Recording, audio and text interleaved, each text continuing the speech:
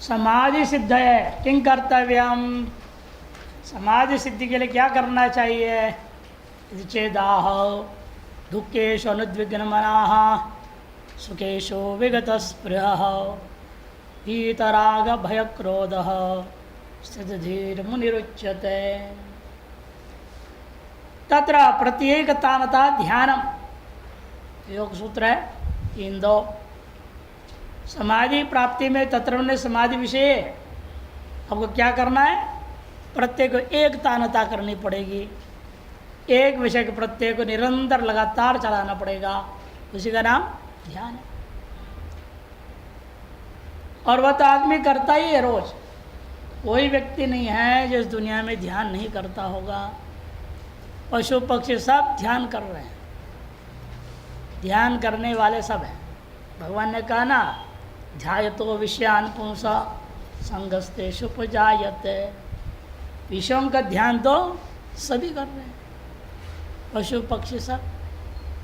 इसलिए भगवान भाष्यकार ने कहा पशुवाद विश्चा विशेषात, पशुवादियों के बराबर है आदमी भी, कोई फर्क नहीं। खाना पीना घूमना फिरना मौज मस्ती संतान पैदा करना इत्यादि इत्यादि ये सब बराबर है। वैसे थोड़ा कपड़ा पहन लेता है और कुछ नहीं है, क्या फर्क है। एक कपड़ा पहनना जानता है, पशु पक्षी कपड़ा नहीं पहनते हैं, इतनी अंतर हो गया है। तच्चकतम, लेकिन प्रत्येकता भी कैसे होगा, जब आप दुखेशु अनुद्विग्न मनाः। उद्वेग मने अनिश्चय पूर्वक चिंता का नाम उद्वेग, अनिश्चय पूर्वक चिंता, इसी का नाम क्या है, उद्वेग है। यथा किं भवति, क्व गमिष्यामि, कहाँ परिहारः इत्यादि, क्या होगा, कहाँ जाऊंगा, क्या समाधान होगा इस समस्या का, यही जो है दिमाग में चलते रहता है। केदार उद्वेग दुख के प्राप्त होने पर भी ना हो गए तब ध्यान होने लगेगा। दुख का प्राप्तो अपि तद्भावश्चेत ध्यानम संभवति, तभी ध्यान संभव है। सारी सुविधाएं सारा बिल्कुल सही चल रहा है, उस समय ध्यान होना कोई बड़ी बात नहीं है। जब सामने विपरीत अवस्था हो, प्रतिकूल स्थिति होने लग जाए, उस समय आपका चित्त शांत रहे, तब समझो आपका वास्तविक ध्यान हो रहा है, उससे कोई संबंध नहीं है। एवं विगत स्पृहा, और स्पृहा भी नहीं हो, तत्र स्पृहा का मतलब क्या, सुखानुभवृत्ति काल है, तज्जातीय सुख से कारणम धर्मम अनुष्ठाय वृत्तैव तद आकांक्षा रूपा तामसी चित्तवृत्तिर भ्रांतिरेव अविवेकी नाम। स्पृहा जो होती है वो अविवेकियों में होता है। कैसे होता है, सुखानुभव काल में आगे और सुख बना रहे, उसके लिए कोई प्रयास नहीं करेगा, तो सोचते रहेगा केवल इससे और बढ़िया सुख मिले और अच्छा होवे, करना धरना कुछ नहीं। सुखानुभवृत्ति काल में तज्जाति सुख के कारणभूता जो धर्म है उसको अननुष्ठाय, पिछले किस जन्म में किए थे अब सुख मिल रहा है, ठीक है ना। अभी भी उस जो सुख के कारण क्या था, धर्म पुण्य, अब भी करो आगे के लिए भी। ऐसा ना करते हुए वृथैव तदाकांक्षा रूपा, व्यर्थ ही और श्रेष्ठ सुखों की आकांक्षा कर बैठा हुआ है। ऐसे जो तामसी चित्त वृत्ति है, जो भ्रांति रूपा, वह अविवेकियों में देखने को मिलता है, उसका नाम स्पृहा, तृष्णा। तथा इसी प्रकार से वीतराग भय क्रोध, राग भय क्रोध से रहित हो, स्पृहा रहित हो, उद्वेग से रहित हो, ये 5 चीज़ों से रहित जब होंगे तब ध्यान होने लगेगा। 5 से रहित होना पड़ेगा, उद्वेग से रहित हो, स्पृहा यानी तृष्णा से रहित हो, राग भय क्रोध से रहित होना पड़ेगा, तब होता है। राग क्या है, शोभनाध्यास निमित्तक विशेषु रंजनात्मक चित्तवृत्ति विशेषो अत्यंत अभिनिवेश रूपा राजसी वृत्ति है। राग क्या है, राजसी वृत्ति। शोभनाध्यास निमित्तक है। ये सुंदर है, बहुत अच्छा है, हमारा हो गए। इस विषयों को देख करके जो आपके बुद्धि में रंजनात्मक चित्त वृत्ति विशेष उत्पन्न होता है, जिसके संबंध में अत्यंत अभिनिवेश भी हो जाता है, राजसी वृत्ति का नाम राग होता है। और भय क्या है? प्राप्त से नाशक निमित्तोपस्थित हो तन निवारक सामर्थ्य भावाद या निवारण सामर्थ्य भावाद दैन्यात्मिका तामसी चित्तवृत्ति विशेषाम भयम। ये भी अविवेकी नाम एवं प्राप्त वस्तुओं के नाश का निमित्त उपस्थित हो गया। प्राप्त वस्तु, जो भी वस्तुओं को प्राप्त है उसका नाश होने की संभावना आपके सामने दिखाई देता है, तो डर लगता है कि खो न जाए, हमसे अलग न हो जाए, स्वयं के शरीर को लेकर के मर न जाए। अब दिख रहा है, अब शकुन अनेक दिखते हैं। कुत्ता बगल में रोने लगता है, कौवे आके सब पर बैठने लग जाए, मकान में जो उल्लू आके बैठ जाए, गिद्ध आके बैठ जाए, अनेक संकेत है कि आप मृत्यु नज़दीक में है। ध्यान देंगे तो पता लग जाएगा। और वैसे भी कईयों को स्वप्न में ही आ जाते हैं, यमदूत आकर के दिखने लगते हैं, समय जल्दी जाने वाला हो। तो आदमी को समय भयभीत ना हो करके यम यम स्मरण वाम त्यजत्यंते कलेवरम, वो समय आपका काम क्या है? उस परमात्मा का स्मरण करते शरीर को त्यागने के लिए तैयार हो जाओ। जाना तो ही है शरीर, मरना तो ही है।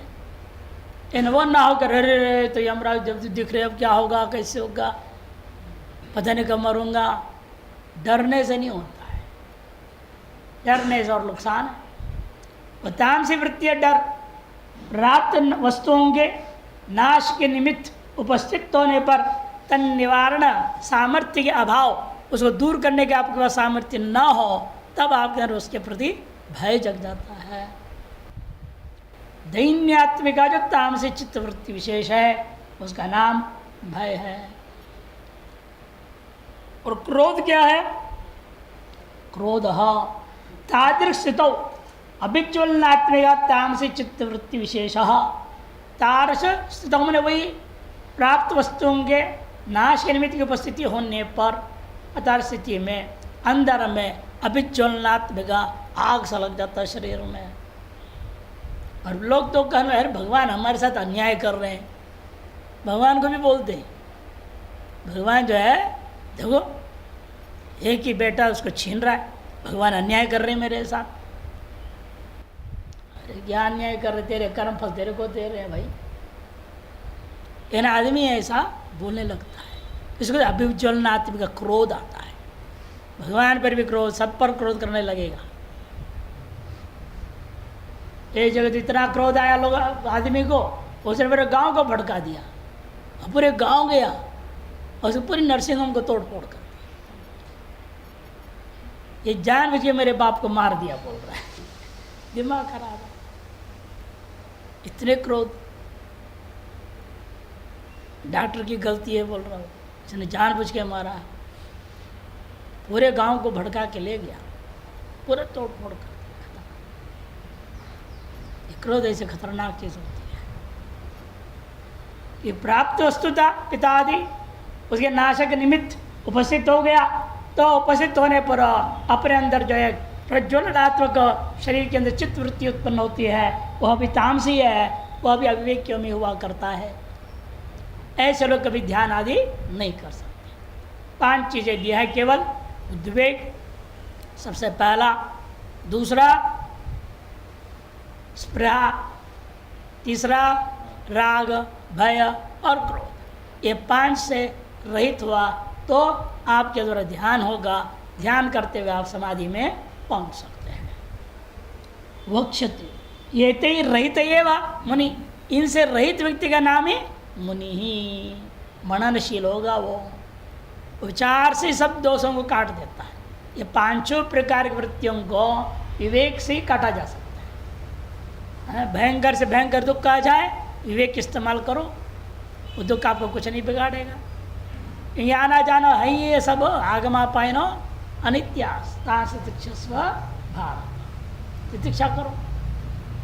इस प्रकार विवेक से काटते जाएगा। आगे भी कहेंगे यस्मिन् सुतौर दुखेन गुरुणापि विचाल्यते। इत्तम इस प्रकार से सिद्ध प्रज्ञ से का भाषेति प्रथम पृष्ठ से उत्तरम द्वाभ्याम निरूपितम भवति, दो के द्वारा निरूपण हो गया। अगले श्लोक 57वें श्लोक के आचार्य शंकर की इतनी अवतरणिका है, किंच यह सर्वत्रान विस्नेह इत्यादि, और भी लक्षण समझ लो। अब अगला प्रश्न ये होता है, एतार से ध्यान इन पांचों के रहित होने लायक हम कैसे होंगे? ये पांचों रहित हमारे अंदर न हो किसी भी स्थिति में, तो कैसे हम अपने आप को तैयार करें? ध्यान के लिए तैयारी कैसे करें? ध्यान से पहले कौन होता है? धारणा। धारणा से पहले प्रत्याहार, प्रत्याहार से पहले प्राणायाम, यही क्रम से ले जा रहे। अब अगला श्लोक है धारणा, उससे अगले में प्रत्याहार, कुर्मोंगानि व प्रत्याहार करो बोलेंगे। समाधि के लिए योग्य बनना है तो ध्यान करना पड़ेगा। ध्यान कब होगा? बता दे, 5 रहित हो जाओ। उसके लिए तैयारी कैसी होगी? तो धारणा करनी पड़ेगी। श्रवणादि न विज्ञाता तत्व विधेय कैवल्यार्थी सन ज्ञान परिपाकाय समाधो प्रवृत्त साधको यह एवं वर्तते तस्यैव ज्ञानिष्ठा सिद्धति इत्याह। श्रवणादि के द्वारा विज्ञाता तत्व वाला है और विधेय कैवल्य चाहता है और आगे कोई जन्म न हो, यही चाहता है। ज्ञान की परिपाकाय, ज्ञान की परिपक्वता के लिए समाधि का अभ्यास प्रवृत्त हुआ है। ऐसे जो साधक है, जो इस प्रकार से रहता है, तस्यैव ज्ञान निष्ठा सिद्धति, लेकिन उसको ऐसे रहना पड़ेगा जैसे अगले श्लोक में कहा जा रहा है। इस प्रकार से रहेगा तभी वह ज्ञान निष्ठा को प्राप्त कर सकता है। कैसे रहना है बता रहे हैं। यह सर्वत्रान विस्नेह तत्प्राप्य शुभाशुभम नाभिनन्दति न द्वेष्टि तस्य प्रज्ञा प्रतिष्ठिता। यह सर्वत्रान विस्नेह तत्प्राप्य शुभाशुभम नाभिनन्दति न द्वेष्टि तस्य प्रज्ञा प्रतिष्ठिता। आपके द्वारा तभी कैसे आत्म तत्व की धारणा तभी हो सकती है, बुद्धि आपकी धारणा करता हो आत्म तत्व पर तब टिक सकती है जब आपका किसी भी वस्तु में स्नेह न हो। सर्वत्र अनभिस्नेह, अभितः सर्वतः स्नेहा भाव, लेश मात्र भी स्नेह नहीं होनी चाहिए, किसी भी चीज़ में प्रेम नहीं होनी चाहिए। ये जब प्यार है ना, ये सबसे खराब चीज़ है। जब जगत की ओर बहता रहेगा तो ये बर्बाद करने वाला होता है, और वही प्यार जब भगवान की ओर जाए तो उसको कहेंगे हम भक्ति। प्रेम का इनाम भक्ति से, नारद भक्ति सूत्रकार ने क्या किया? निर्तिशय प्रेमास्पदा भक्ति, निर्तिशय प्रेम होनी चाहिए। और जगत के विषय के साथ सातिशय प्रेम होता है, निर्तिशय कभी हो ही नहीं सकता। जितना भी प्रेम है वो केवल स्वार्थ के लिए है। जितने भी संबंध रिश्ते हैं सब स्वार्थ के लिए, सब संबंध पैसे के है रे भाई। हाँ, कबीर ने गया, ये सारे संबंध जो दुनिया में केवल पैसों को, पैसे को निकाल दो संबंध खत्म। यदि माँ बाप बच्चों को खर्चा पानी देना बंद कर दे, बच्चा मानेगा माँ बाप को? जो देगा उसकी तरफ चला जाएगा। और गए तो बेकार है, ये लोग ठीक नहीं, हमारे नहीं माँ बाप है, इसलिए हमको कुछ देते नहीं, हमारे होते तो हमको देखते। विचित्र दुनिया है, सब पे ये हाल चल रहा है। इसलिए अनभिस्नेह, अभिस्नेह अभिता स्नेह जो है, चिपकाव एक प्रेम है, ये सर्वत्र में सकल विषयों के प्रति ना होना। वही कब? तत्त प्राप्य शुभाशुभम, शुभ प्राप्त हो चाहे अशुभ प्राप्त हो, शुभाशुभ की प्राप्ति होने पर भी जो है अभिस्नेह ना होना, नाभिनंदति न द्वेष्टि, अतः वह हर्षित नहीं हो जाता, दुखी भी नहीं हो जाता, न किसी के प्रति राग है न किसी के प्रति द्वेष है। ऐसे व्यक्ति की प्रज्ञा एक स्थान पर देशबद्ध चित्तस्य धारणा, एक देश एक वस्तु ब्रह्म आत्मा जो भी है आपके ध्येय पदार्थ का प्रति धारणा शुरू हो जाती है। और जब तक किसी के प्रति स्नेह बना हुआ है तो भटक उसी में रहेंगे, विषय की ओर भागते रहेंगे, उसमें कहीं 19-20 ना हो जाए और 24 घंटा उसमें लगे रहेंगे। यो मुनि सर्वत्र देह जीवितादिषु, सर्वत्र माने अपने शरीर के जिंदे रहने के प्रति भी, भाष्यकार बोल रहे हैं बाह्य वस्तु तो छोड़िए, अपने शरीर के प्रति भी मोह नहीं होनी चाहिए, स्नेह नहीं होनी चाहिए। ये भी जिंदा रहें चाहे मरे, कोई फर्क नहीं पड़ना चाहिए। इस स्थिति में आना पड़ेगा। सर्वत्र देह जीविताद दिशु अपि अनविस्नेह स्नेह वर्जित, स्नेह से रहित होना। तत्त प्राप्य शुभाशुभम, वह शुभोच अशुभो प्राप्त होने पर वह लब्ध हुआ नाभिनंदती न द्वेष्टि, वह आनंदित नहीं होता शुभ को प्राप्त करके, अशुभ प्रकार उसका द्वेष भाव भी नहीं जगता। शुभम प्राप्य न तुष्यति न हृष्यति, अशुभम च प्राप्य न द्वेष्टि इत्यर्थ। शुभ को प्राप्त करके संतुष्ट नहीं होता और अशुभ को प्राप्त करके वो कभी द्वेष नहीं करता। तस्य एवं हर्ष विषाद वर्जित, तस्य एतादृश हर्ष और विषाद भाव से जो रहित होगा वही उसी की विवेकजा प्रज्ञा प्रतिष्ठित होते, तार्श विवेकजन्य जो प्रज्ञा होगी उसकी प्रतिष्ठित होती है। शंकराचार्य यह समाधो प्रवृत्त यति सर्वत्र कंथा कौपीनादि परिग्रहे भी देह जीवने पे अनभिस्नेह अत्यंत आसक्ति रहितो भवति। जो समाधि आदि साधनाओं में प्रवृत्त हो रखा है यति प्रयत्नशील व्यक्ति, ये तो प्रयत्न धातु है, यति मैंने इसलिए प्रयत्नशील व्यक्ति है जो, और सर्वत्र अपनी जो कंथा है कौपीन है आदि का परिग्रह में भी आसक्त नहीं रहेगा।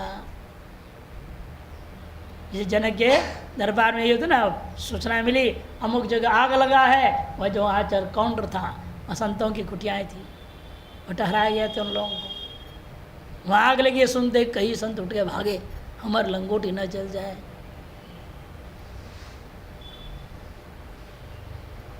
जनक ने देखा क्या हो रहा है, बड़े बड़े संत सब वेदांती लंगोटी के लिए भाग रहे। अरे राजा के दरबार में बैठे हो, सारे लंगोटी जल जाए तो क्या फर्क पड़ना है, राजा और देगा ना 10-10 ले लो। लेकिन मोह है ना, आसक्ति है ना, बहुत मुश्किल का। लड़ाई हो गई थी पर ओमकारेश्वर में, अब वो गलती किसी की नहीं थी, हवा की गलती थी। हवा और लंगोटी सुखाया था, वो क्लिप कहीं से हवा के तेज से छूट गया, वो उसे एक हिस्सा जो ऊपर बांधने वाला वो उड़ गया।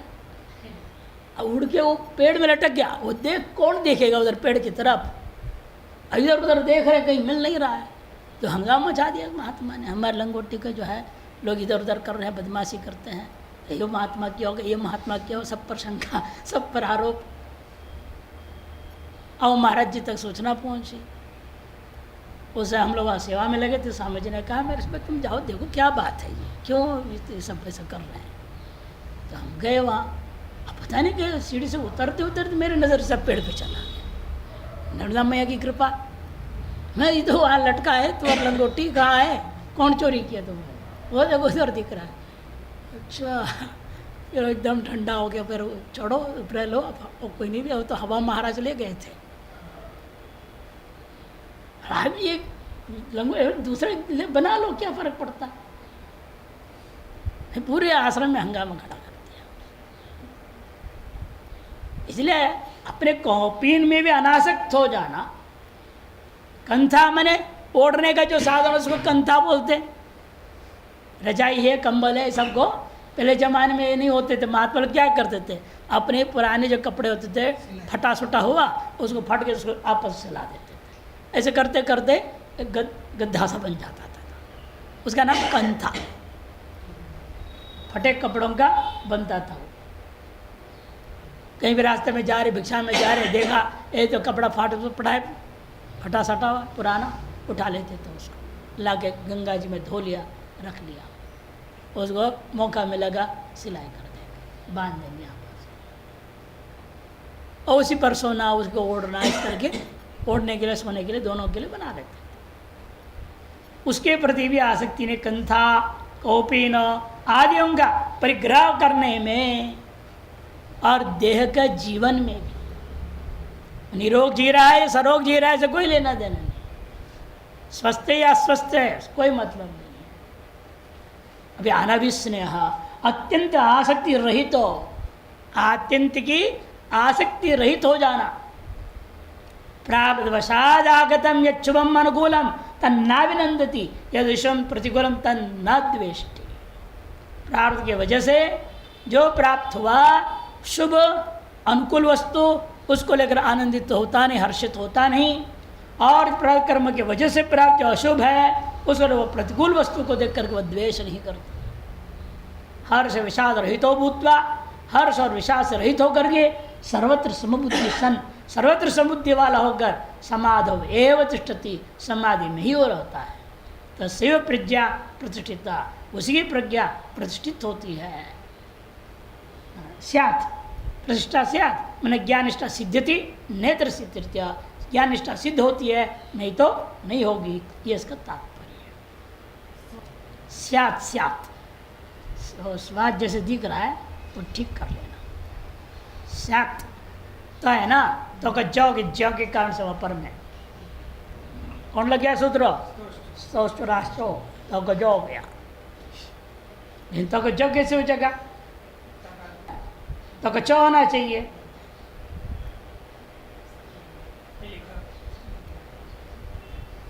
तो का तो सच्चा होगा, चक चौ कैसे हो गया, उसे क्या, हाँ जलाम जशोनते पदांत है ना, उसका जव कर दिया उसने, स्याज बना, स्याज्ञान निष्ठा सिद्धति नेत्र से तीर्थ। टिप्पण देखिए 57 का, ध्यान सिद्धे धारणाम अभ्यासेत, ध्यान की सिद्धि के लिए क्या करना पड़ेगा, धारणा का अभ्यास करना होगा। साच वो क्या है धारणा, देशबंध चित्त से धारणा, योग सूत्र है 3.1, एतन निरूपयति नाभिनंदति इत्यादि ना, उसी धारणा का निरूपण करने के लिए इन्होंने कहा नाभिनंदति न द्वेष्टि। अभिनंद, अभिनंद क्या चीज़ है, अज्ञस्य सुख हेतु यह स्वदेह कलत्र पुत्र मित्र आदि, अपने ही सुख के कारण, या अज्ञ पुरुष के सुख के कारणीभूता अपना स्वस्थ शरीर, अपनी पत्नी, पुत्र, मित्र आदि, कलत्र बने पत्नी, पुत्र, मित्र आदि जो है वस्तु मिल जाए, यदा शुभ विषया अनुकूलाश्च, और जब ये सब क्या है अज्ञानी के लिए शुभ हो एवं अनुकूल भी हो, तदा तद गुण कथनादि प्रवृत्ति का भ्रांत्यात्मिका तामसी धीवृत्ति विशेष अभिनंद, तब उनके गुण आदि के कथन में प्रवृत्त होकर के भ्रांत्यात्मक जो तामसी धीवृत्ति विशेष है उसका नाम आपका है अभिनंद।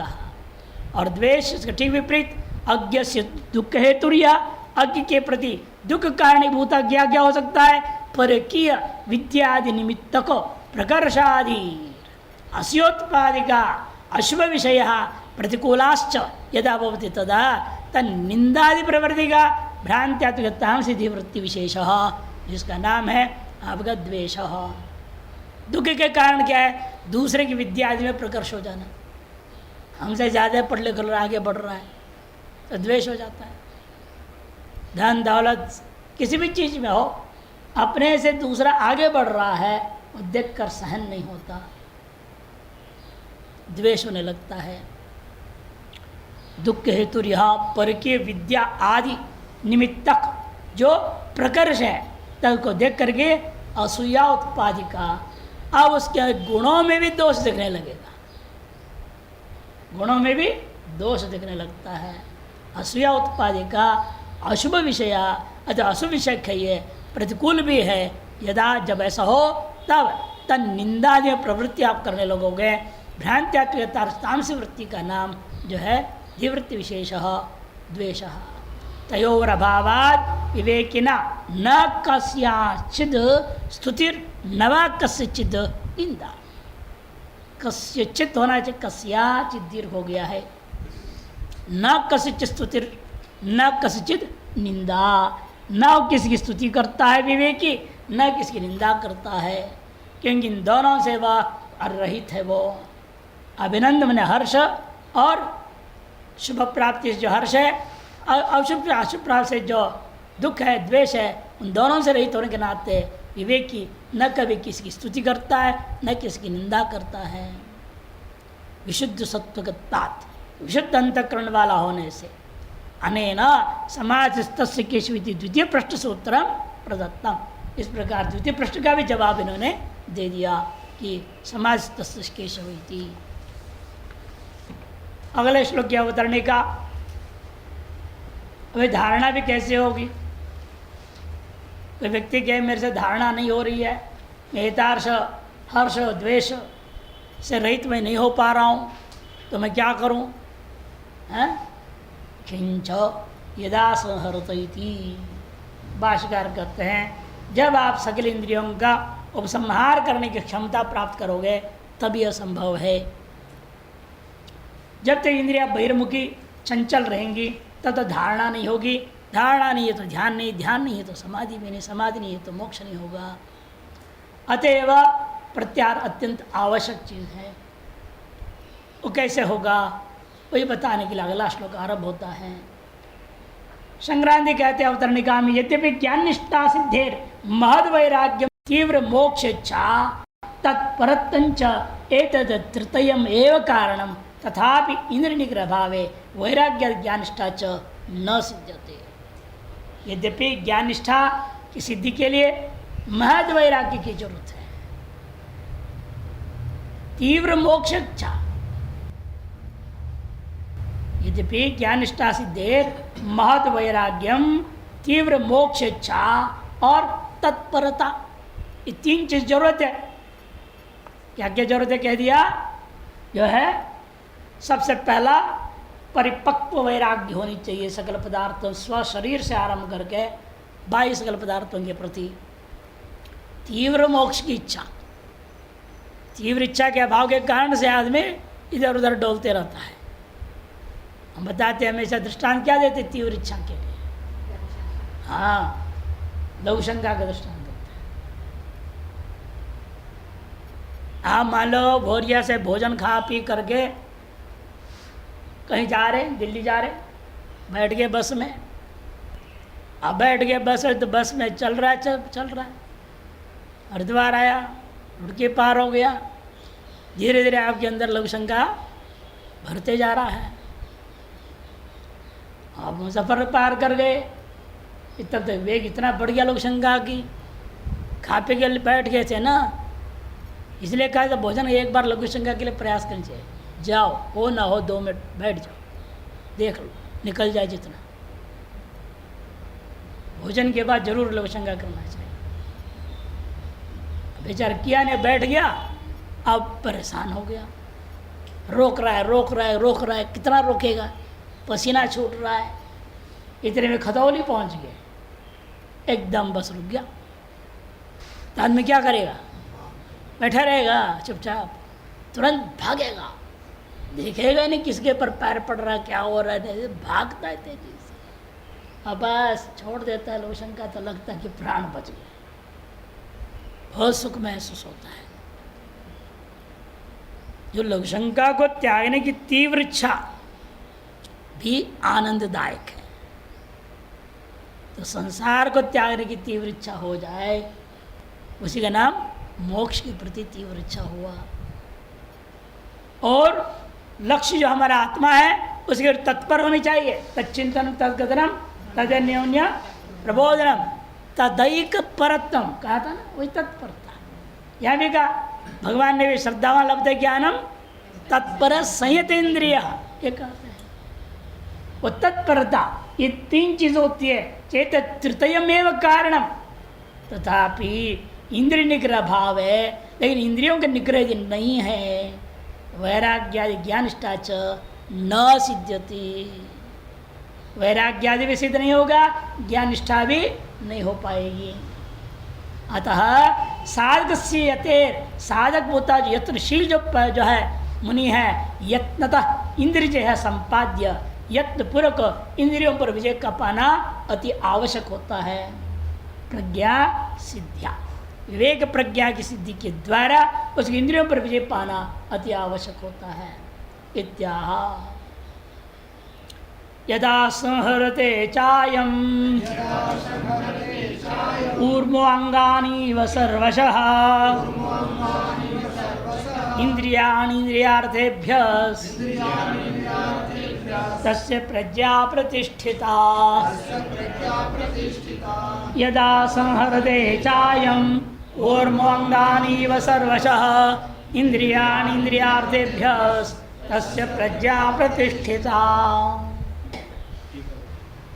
यदा जब अयम मन अयम साधक मुक्षो यति क्या करता है, कूर्मोऽंगानि व, जैसे कूर्म जो है कछुआ, कहीं से भी लेश मात्र हल्का सा भी भय का संकेत मिल जाता है तो तुरंत वो सब अंगों को भीतर करके बैठ जाता है। ठीक उसी प्रकार आप अपने सर्वशः इंद्रियाणि इंद्रियार्थेभ्य, इंद्रियों के विषय शब्द आदियों से इंद्रियों को अलग करके यदा संहरते, यदा उपसंहरते, जब उपसंहार कर लेंगे, समेट लेते हैं, जब यह मुनि ऐसा कर लेता है तब तस्य तार्श मुनि का, साधक का, मुमुक्षु का प्रज्ञा प्रतिष्ठिता भवति, प्रतिष्ठित हो जाएगी।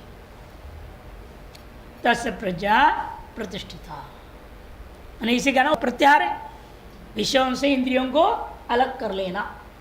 अर्थात विषय आके कान में पड़ रहे हैं लेकिन आप सुनेंगे नहीं, यानी कि टुर्री ठूस देंगे, दुर्गंध आ रहे तो नाक में कुछ डाल देंगे, ऐसे नहीं। विषयों का संबंध होने पर विषय से असंबद्ध रहना, संबंध होने ही नहीं देना, ये तो बहुत बड़ा कलाकारी है। लेकिन बाह्य संसाधनों से आप रोकोगे, अंदर से चित्त से नहीं रोका आपने तो कोई फायदा नहीं है।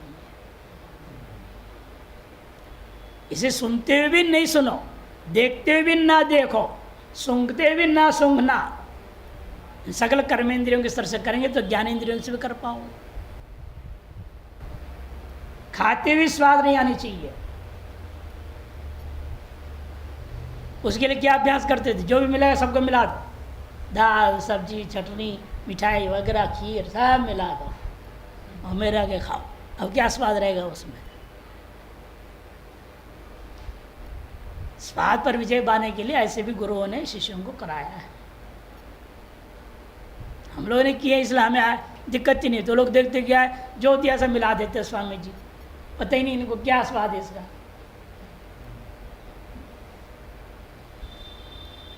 अभी मिला के खाने की आदत है,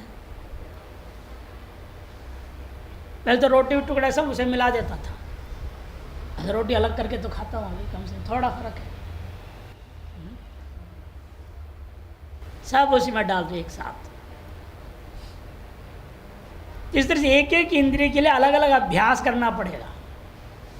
योग निद्रा में अभ्यास कराते हैं, दूर में पहाड़ पर एक मंदिर की घंटी बज रही है, उसको सुनो, एकदम पास में लगे, पंखे की आवाज़ सुनो। और आपके मन को प्रशिक्षित करना है, अपने मर्जी से सुनना। इस तरह से अपने मर्जी से देखना, ये प्रशिक्षण दिए बिना यह मन जो है अंतर्मुख नहीं हो पाएगा। बाह्य विषय संबंध होते ही इंद्रियों का तुरंत उस तरफ भाग जाएगा, उचितो अनिश्चितो विवेक भी नहीं कर पाएगा। इसलिए प्रत्याहार का अभ्यास अति आवश्यक है। यदा संहरदे सम्यक उपसंहरदे, संहरते मैंने उपसर्ग जोड़ लेना चाहिए, उपसंहरते च अयम ज्ञान निष्ठायाम प्रवृत्तो यति। अयम मने कौन, जो ज्ञान निष्ठा की प्राप्ति के लिए प्रवृत्त, जो यत्नशील यति। कूर्मो अंगानी व सर्वशो यथा कूर्म, जैसे चारों तरफ से कूर्म जो सकल इंद्रियों को समेट लेता है एक साथ झटपट। भयात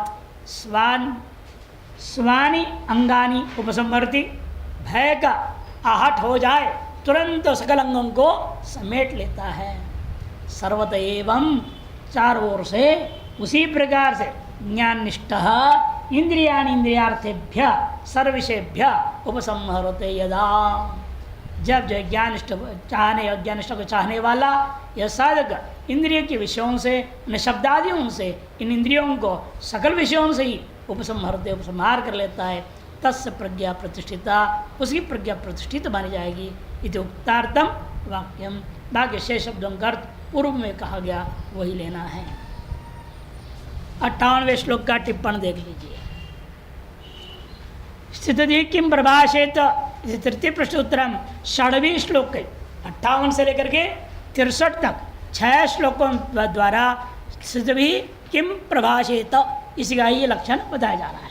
निरूप्यते धारणा या अभ्यास योग्यता प्राप्त्यर्थम प्रत्याहारो कर्तव्य, धारणा का अभ्यास करने के लिए पहले या उसकी योग्यता की प्राप्ति के लिए आपको प्रत्याहार का अभ्यास करना चाहिए।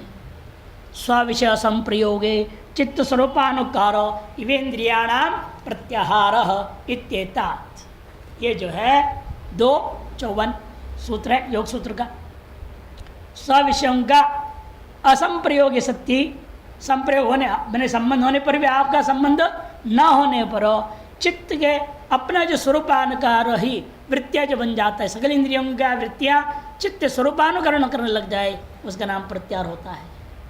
इत्येतत्, इसको 3 श्लोकों से, प्रत्याहार को 3 श्लोकों से बताया जा रहा है, 58, 59 और 60 श्लोकैर निरूप्यते।